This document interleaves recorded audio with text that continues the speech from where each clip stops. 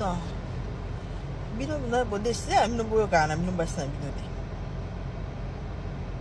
Bo décider penza boyo ka basi na bino te. Si ba lo bane oyoka te, famille lo bane oyoka te, oza mwasi no na bana na yo, wana petite fille na yo. Ezo sta tambola bien te. So zimo ndumba mo boye mkola na ndingisi yo mutu oyoka su mutu te.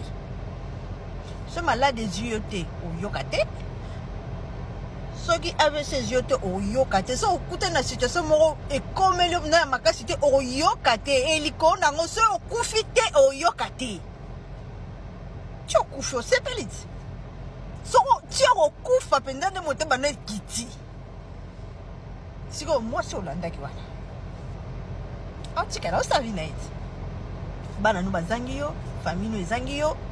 Moi sur bana ko linga yo, abana omona kutu souffrance no te. Habité nakanga motema toza nae. Ata un jour nzamba pambola biso, otiki ye. Oyo pe yo bana ko lingo mona ki apesa ki oliko na se. Otiki ye na minute pe auza na peut-être na mobile mususu. Bon mite ya mabe. Donc bo zap nza mite ya mabe donc omilinga kutu na yo moko na omilingite. Bon batandeni. Basabi nous na matière nini?